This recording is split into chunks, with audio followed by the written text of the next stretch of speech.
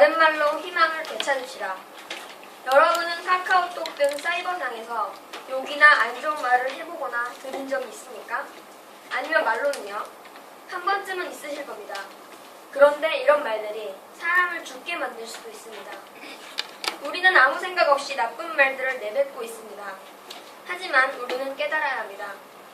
우리의 사소한 말로 다른 사람이 해를 입을 수도 있다는 것을요. 실제로 많은 학생들이 카톡이나 언어폭력으로 인해 자살을 시도하였습니다. 지난 2012년 2달 동안 카카오톡으로 16명에게 집단 언어폭력을 당했던 서울의 한 여고생이 아파트 11층에서 투신하는 일이 있었습니다. 이처럼 여러분이 쓰는 나쁜 말들로 여러분의 친구를 죽일 수 있습니다. 반대로 바른 말을 사용하면 친구들과의 우정이나 관계가 좋아질 수 있습니다.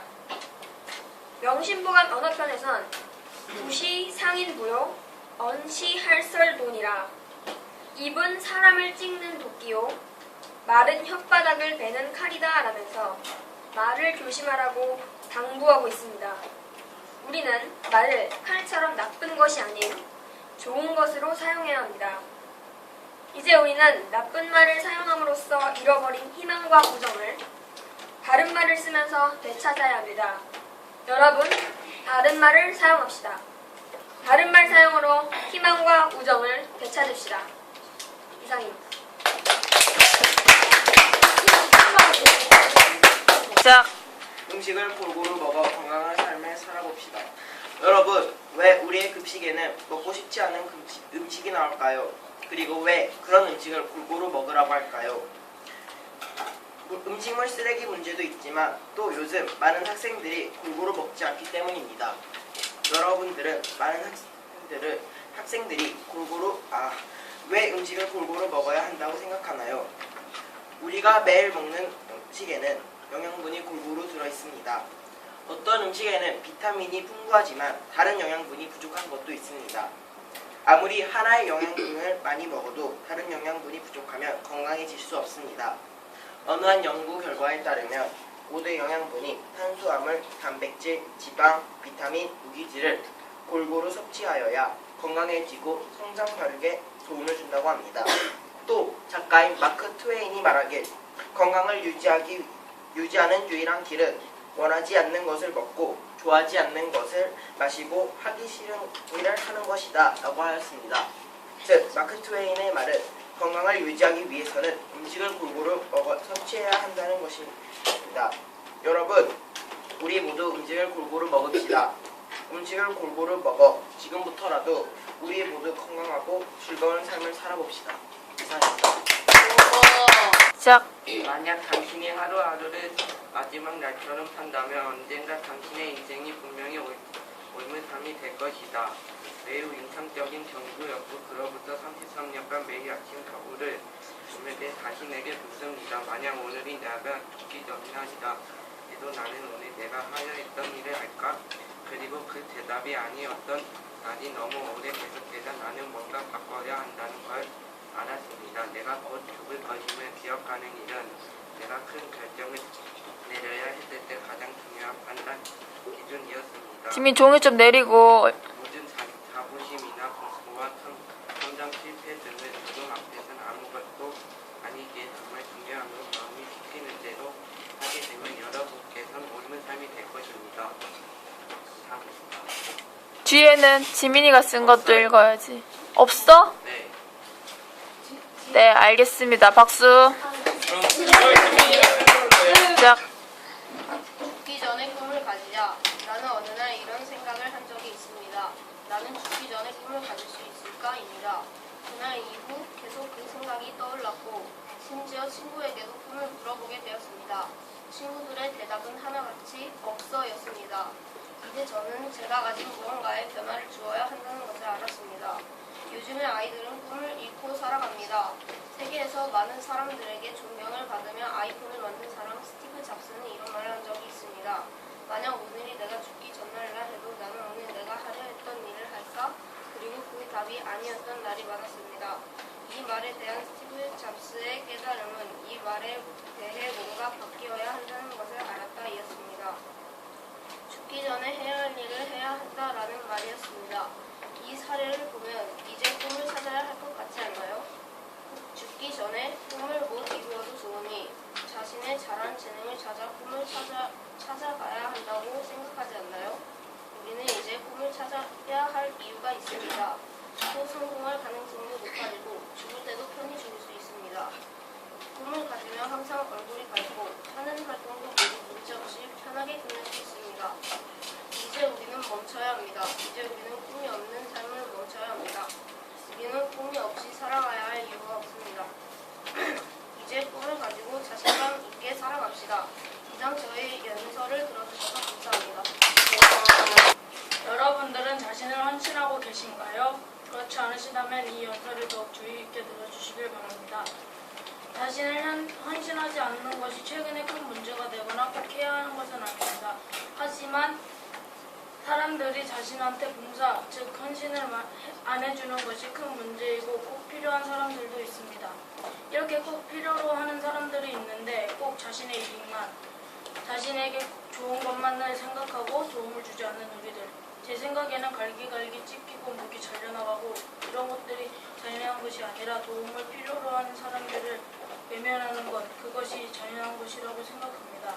세계 부자 랭킹 1위였던 빌 게이츠가 기부를 함으로써 세계 부자 랭킹 2위로 물러나게 되었습니다.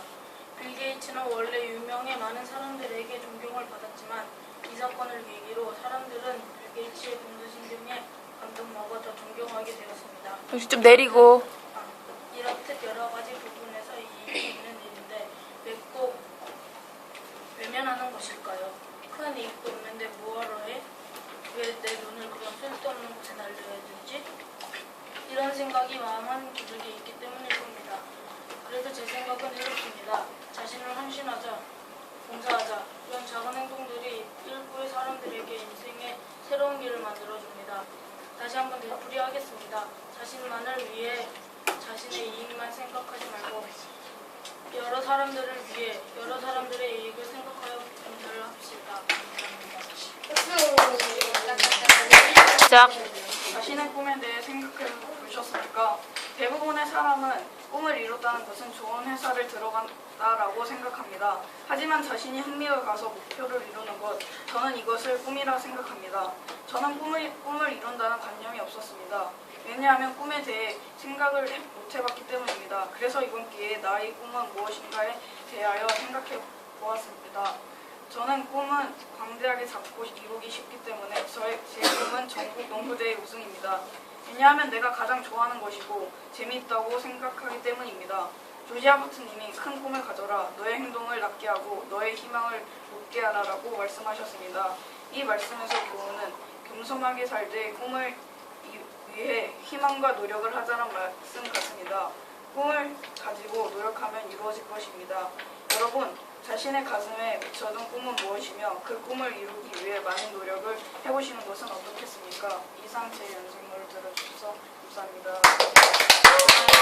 차별을 하지 맙시다. 여러분은 모두 장애인을 한 번쯤은 보셨을 것입니다. 지적장애 아니면 몸이 불편한 장애인을 보셨을 것입니다. 장애인들은 신체가 이상하다, 행동이 이상하다는 이유로 놀림을 받습니다. 예를 들면 지적장애인들은 아무런 뜻을 모르고 있으니 대놓고 쟤 왜 저래? 미친 거 아니야? 라는 말을 받습니다. 차별을 하지 맙시다. 모두 장애인들도 태어나서 장애인으로 태어나고 싶지 않았을 것입니다.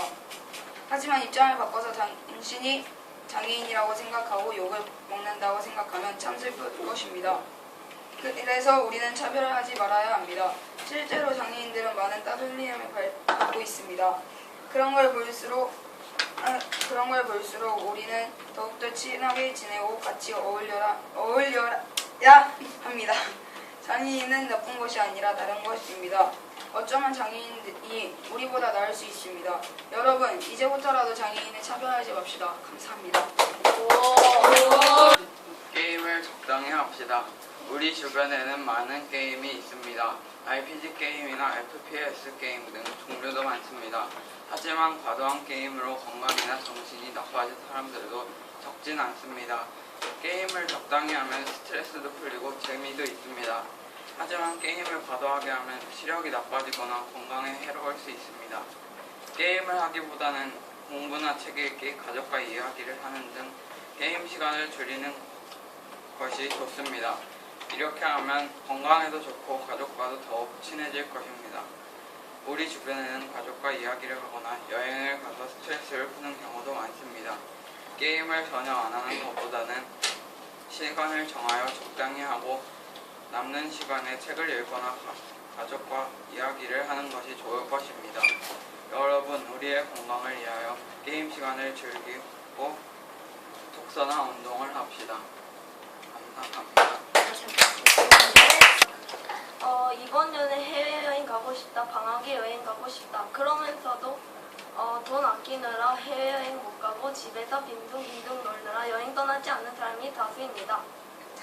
하지만 지금은 돈도 쓸데없고 빈둥빈둥 노는 시간도 아깝지 않을까요?